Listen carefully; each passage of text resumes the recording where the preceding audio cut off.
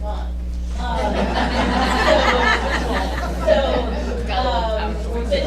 But right, so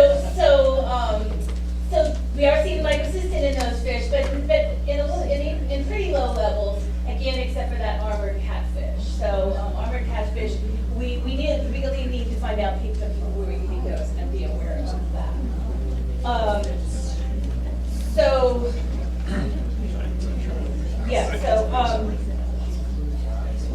The issue then, so ORCA's focusing on understanding problems so that we can solve them.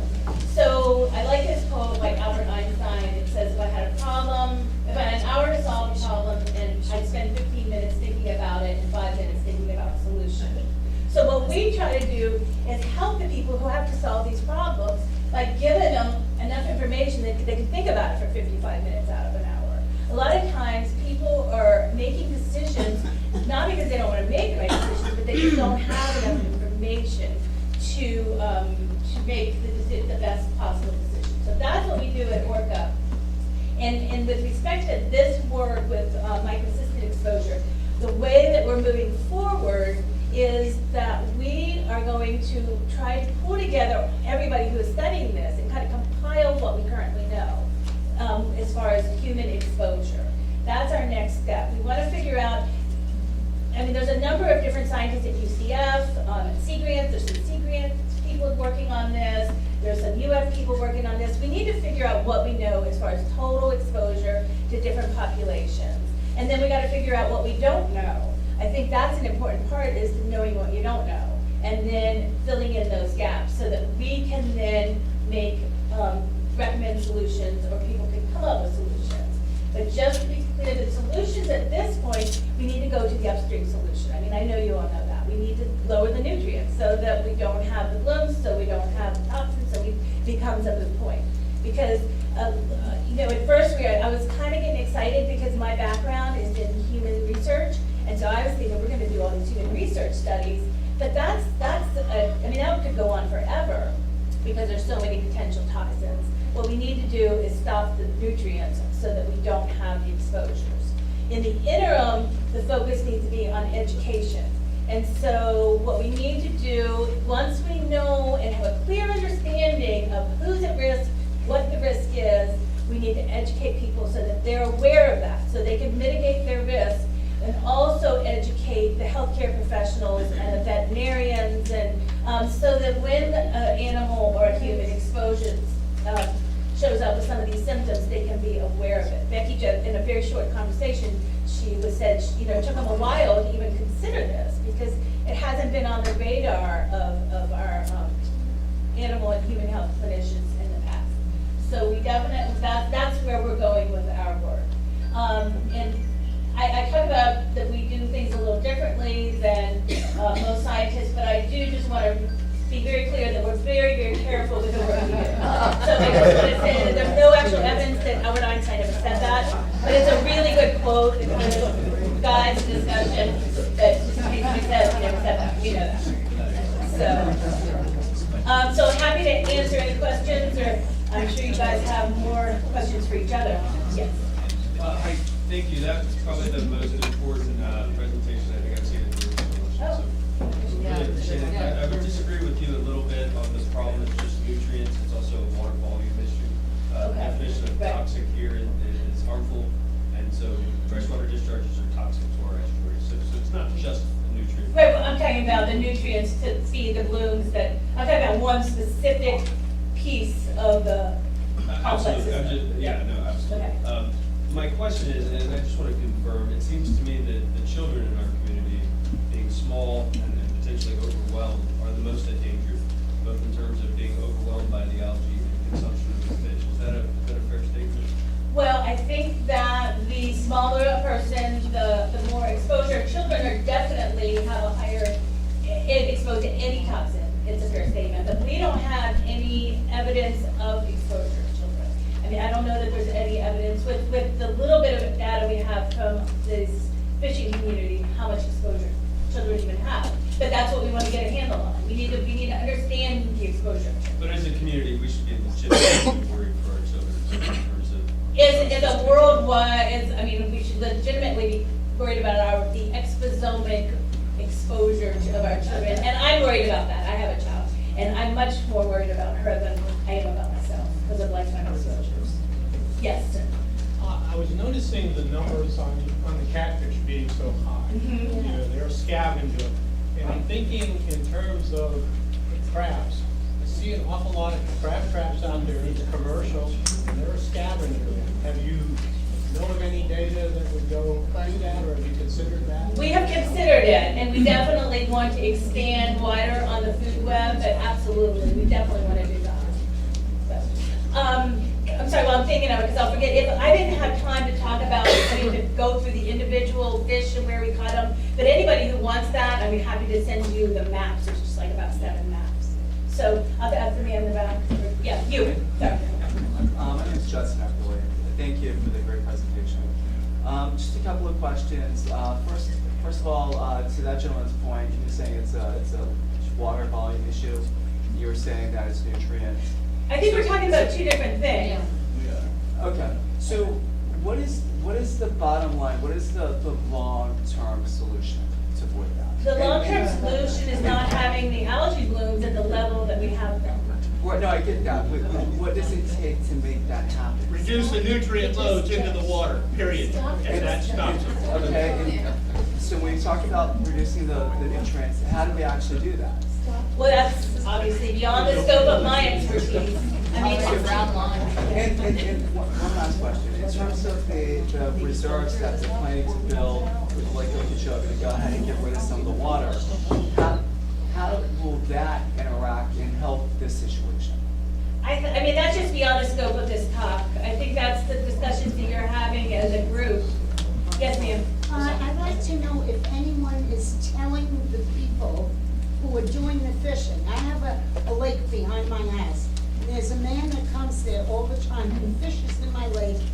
And I always go out and tell him, what are you doing with those fish? He's taking them home, feeding them to his family. Well, so And again, nobody, and he tells me, he lectures me, that I should not worry about him because when you cook it, it goes away. okay. So again, I mean, I think we're not quite there yet. I mean, we're certainly out there talking like I just did, but we're not over. I mean, it was in the paper. So, I mean, There should be signs up. but People no. are fishing off this bridge every minute. Yes, but we don't know how much they're fishing, we don't know how, I mean, I'm not saying that we're not there, we're not gonna get there, but we can't just jump there, we don't have the data yeah, I mean, it would be, we can't just say no one can fish in Martin County. Well, if we find Put danger signs that's up. what's gonna have to be. It's, but our data, I mean, it's not at the levels that, I mean, if we had it, if we found microcystin at that level in the studies, we would be saying something different. But what the data is showing us is that occasional exposure is not at the level of concern in a healthy person. So, Jackie, that man's fishing out of a freshwater lake that probably has no interaction with. No, but there's other stuff in there that shouldn't be. Well, It's loaded with glyphosate. No food is pure. okay, sorry, yes, ma'am. So I have 4 children. I live right next to the sailing center, so I'm on the beach. Like I can see out my back window. I have a daughter who is suffering with respiratory problems. So of course you go to your pediatrician. Right. What does she say? Oh, it's asthma. Right. So now I'm getting directed to put my daughter on asthma medication. Right. So that wasn't good enough for me. Right. So basically, my background, I knew maybe I needed to boost her immune system. What can I do to help her? So, you know, I went through all the steps and the motions within days, after months of that, she finally felt better. I think that's exactly what my point being, So that it's the- working with the medical community So my is one of the question- interim solutions. My question is, my doctor seems to say, okay, it's asthma. Are like physicians, our local pediatricians aware of this issue, and how can we help you to issue a public notice or warning of some sort that people understand there's a bigger problem here? Immune health is more the Right. issue. Directing parents down the path of where we're going towards. So I think Martin County is ahead of anyone else, that your Martin Health System CEO has this on the radar. So I mean, there is starting to be education. We need to work on that. We need to get it on the radar of these health professionals. And that's exactly what we're talking about right now. We have grants in to do some of that work, and I think that's really important. Well, because, and the reason why it was so significant to me, and I didn't just accept her answer that my daughter had asthma, was because we have a cluster, right? All the children in my neighborhood, and he went down to there's a little room with leukemia, right? So we have, a problem here.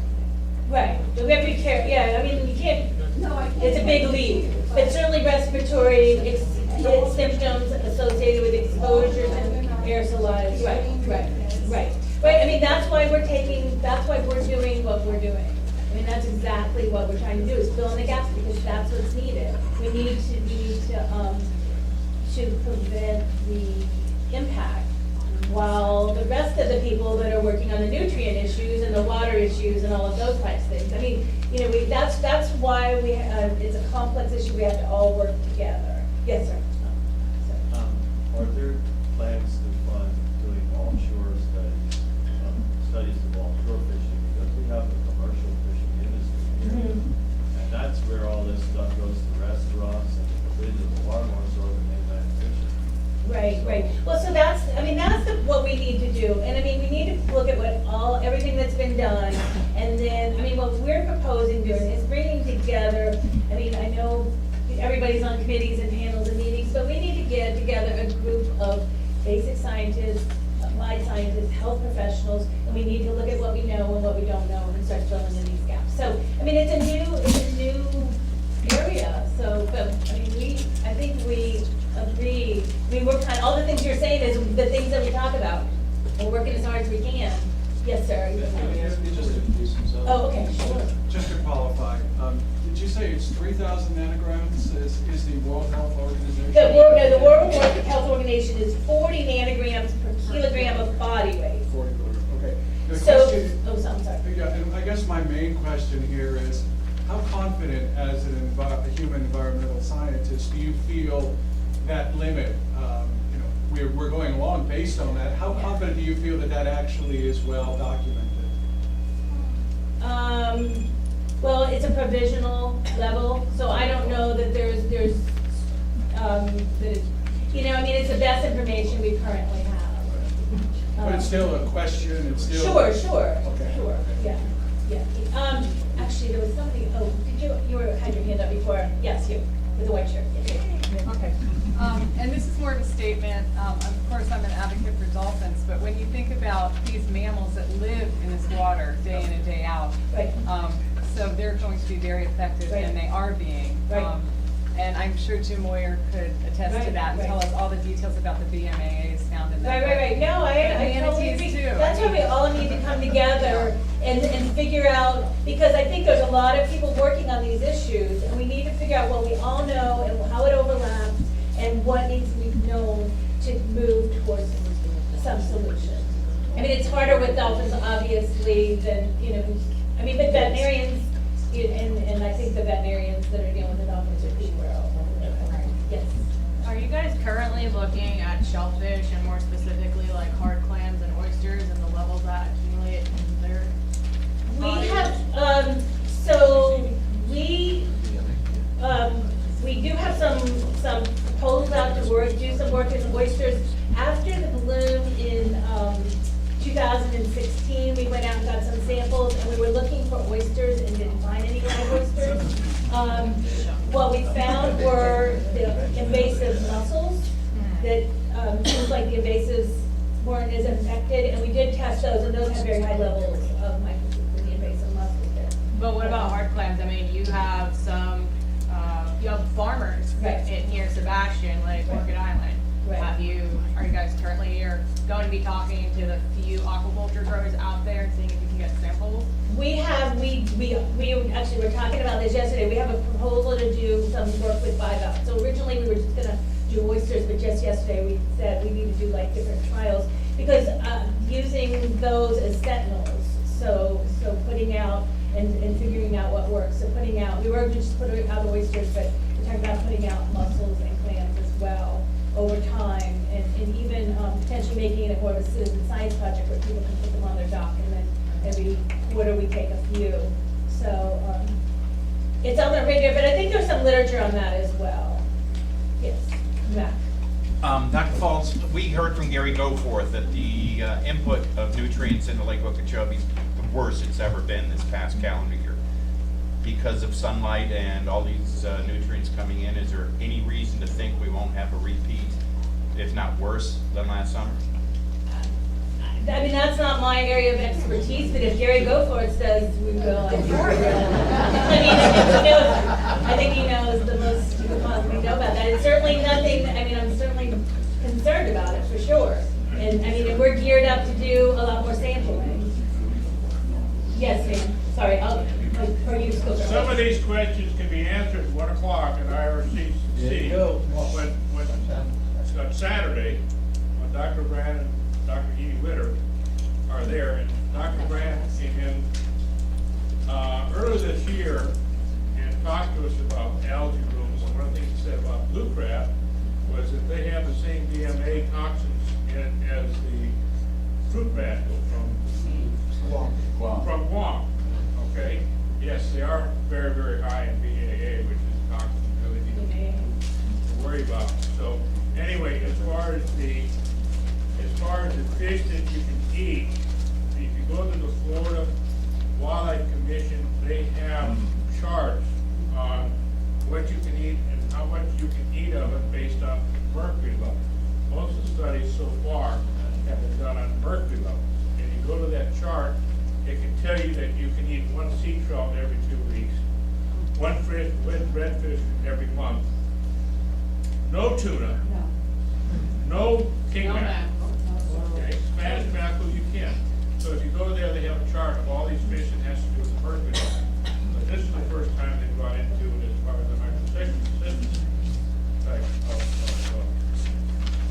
And I think that's an important point, that a lot of these fish have a co-occurrence of, you know, it's not like you either have mercury or microsystem. You may have a number of different types. Yes, ma'am. As you know, I didn't start working on this till 2013, so you have been doing it for many more years. I don't think I'm related to Einstein, but if we stop the discharges, we will stop this.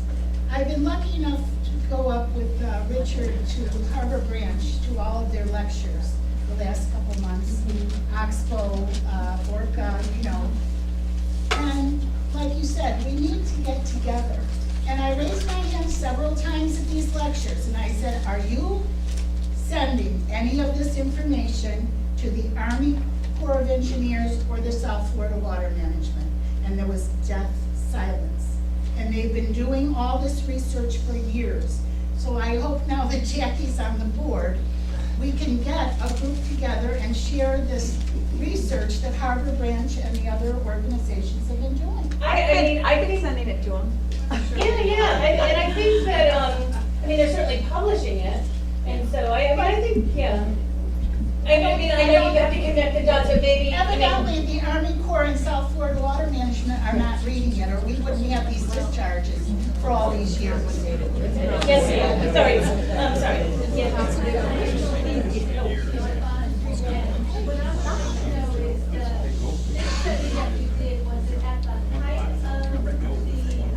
It was May through August. Okay, what's that? Yes, yes. Yes, ma'am. So, in what ways, if any, are entities, in our area, addressing the area up from the lake, which is where you're dirty stuff? Yeah, I don't. Anybody holding them accountable? Do we even complain to them? Oh, I'm sure they can complain to them, but, yeah. I mean, I think, you know, I mean, you can complain, but you have to have information that they can, that actually, okay, no, okay, yes. Is it true or am I wrong? Okay, like when in children, Yeah. their immune system is much lower. It's, you know, They so. get more immune to things as they get older. well, I mean, literally, I could teach a course on that topic. So I just wanna be careful, children, as you're younger, you have, you're, like, you can be impacted by lower exposures, that is true. But there's a lot of other variables, so I'm not diminishing the fact that that is concerning, but I think that we have to be careful to be, overstate things. Of course, kids have higher risk. And, there's a lot of variables with that too, certainly their immune system, certainly their diet. Pardon me? Yeah, I mean, yeah. I'm sorry? You know what, that's on my list of things to study, because I'm a big fan. I mean, I used to research lactation and stuff. I mean, that's something, there's just so much we don't know. We really just don't know. Does Martin Health share their data with you as far as who was in the emergency rooms last year? I think so. We haven't been able to, has anyone had that, Rob?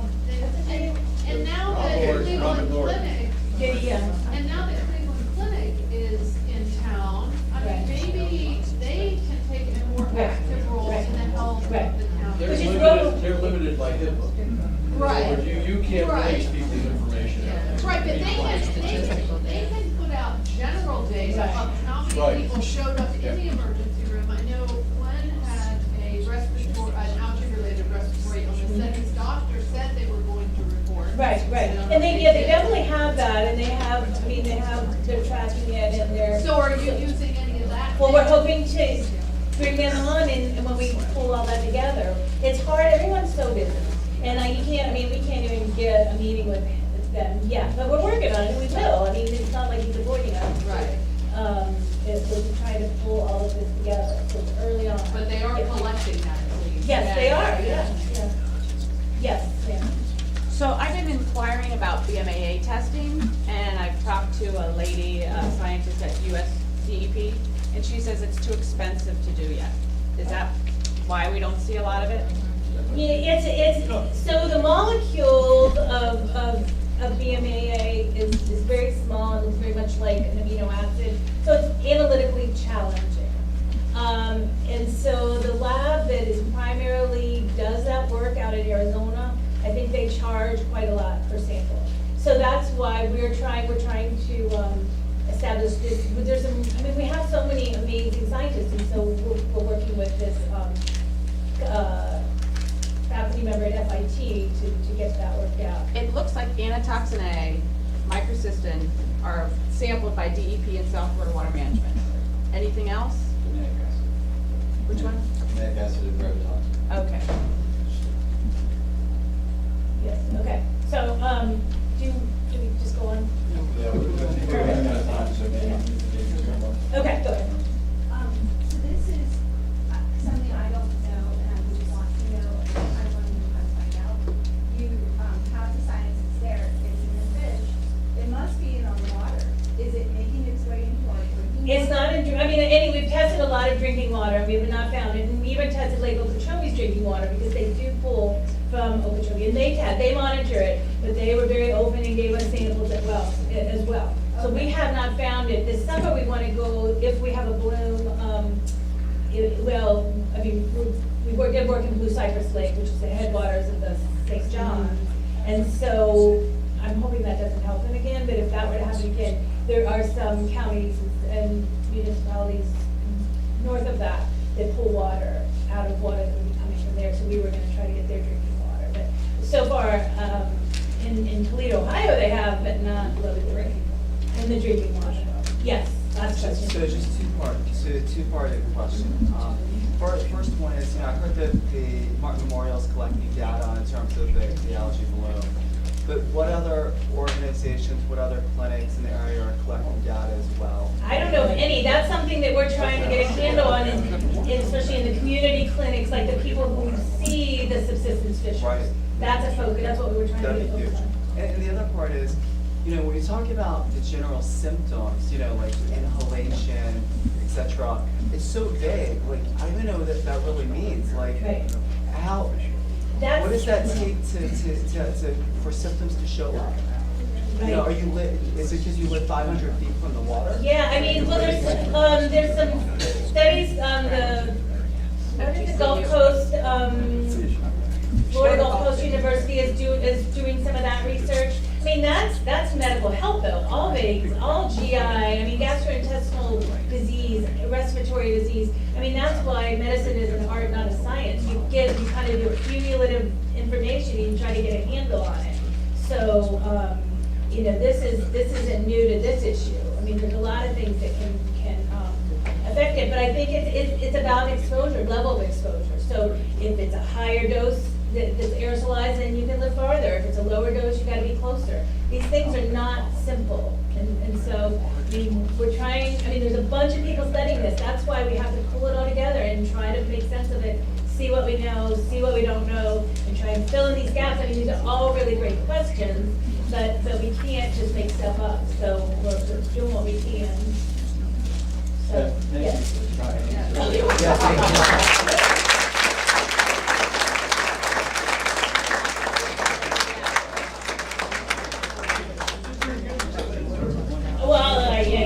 Yeah. That was really awesome. Really well done. Appreciate it. Next on our agenda are some reports. Martin County.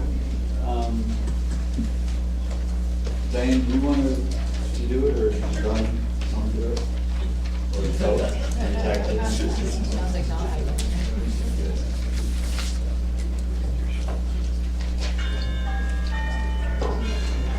Say good afternoon, it's 12. Okay, let me just give you some updates on the lake. The lake finally dipped below 12 feet, we're at 11.97 feet. Yesterday we were at 12.07, so this wind that we're having is assisting in keeping the lake lower. We only have 542 CFS coming in with about 5,000, more than 5,000 going out from the lake. We did see low-level discharges that began on February 23rd at 500 CFS. They've been reduced down to 250 on March 23rd. We have not had any reports of blue-green algae in the past week or since that time, since they've been discharging.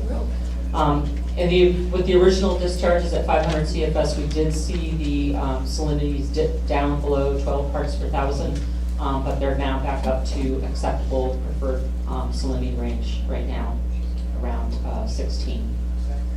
We've also, the enterococcus levels have remained in the good range with one outlier, the sandbar. That was a couple of weeks ago, but right now we're still good.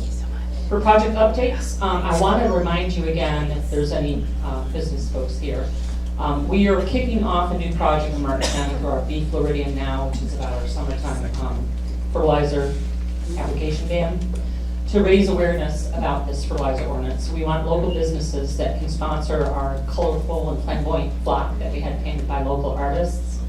And we're gonna have the slogan, a hashtag follow the flock. So you can sign up through me to have these flamingos in your business and to help remind people this summer not to fertilize. So if you would like to do so, just get with me. Our Willoughby Creek Stormwater Treatment Area project has been fully designed and has gone out to bid. Construction on this facility should commence in the near future. And this past Tuesday, the board also approved the Connect to Protect Grinder Sewer Program to assist in the effort to provide sewer availability to neighborhoods serving less than 300 connections. Customers can connect to the Martin County sanitary sewer system for as little as $7,000 for new construction and $8,000 for septic tank conversions. The rate schedule provides flexibility for payment by the customer and can be made either in a lump sum or over 120 monthly installments. And that's all the updates I have for today.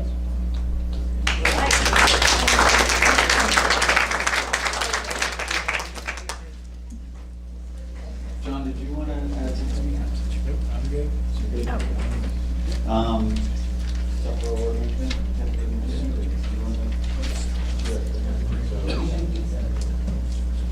All right, hello everybody. I guess this is my first official report, kind of cool. I brought my book today in case anybody wants to look through what it was like for the first meeting that we had. And I can tell you right now that it was a historic meeting and an unusual meeting. And it's going to take some time to kind of be able to say what's happening, because so much is happening at once. For instance, every single person on that board is totally new. There are no older, people that were on the board before. And so all of us met, the 7 of us met for the very first time on the board, kind of looking at each other, trying to size each other up. And I can tell you, I got a very good feeling from the people. And I think most of you who attended felt the same way, in that it seemed as though they were speaking from the heart, was the words that I got from Dr. Gary Goforth. And I thought that said a lot. People trying to understand, people trying to help. And I think that will be a good change. The 2 things that we voted on, hardly knowing each other at all, but we had all been briefed. The C43 reservoir, which is the most expensive. It is like the size of a city that they will be filling with water. It's kind of weird, like 40 feet high, full of water, but these things have been tested and true, and it will provide water to the Caloosahatchee when it needs it, because it needs it sometimes, unlike us. We don't want anything at all. And also, I found it fascinating that we approved about 5 eminent domains, a word that you don't hear very much with the former South Florida Water Management District, but I guess today it's like friendly eminent domain. So you go up to somebody, you're like, hey, I want to take your land. Is that okay? You're like, yeah, okay, we'll work on the price. And so they set the whole thing up ahead of time, and they agree on things before they take the land, but they took the land or bought the land of huge sections of land in the very northern part of the Kissimmee River. Again, because they're trying to make sure that they can hold water to release it. Sometimes, because this Kissimmee River needs water because it's all flowing down here. Sometimes the birds, and people ask for different things at the meeting. I ask for simplicity. I ask for a report from top to bottom, from Shingle Creek to Florida Bay, every time, that explained every single thing, even if it was boring, but in a way that I can understand, because so often it's just so complex and they're focusing on one thing over here, and one thing over here, one thing over here. We're not thinking about the whole system. I think all of us, if we understand the whole system a little bit more, we can make better decisions.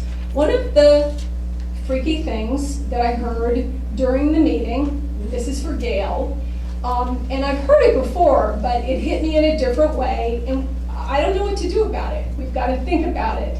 Is Dr. Gray, who gives the ecological report, very matter-of-factly, so people almost don't even realize she's saying it, but she says, there is cyanobacteria, there is algae in the lake all the time. All the time.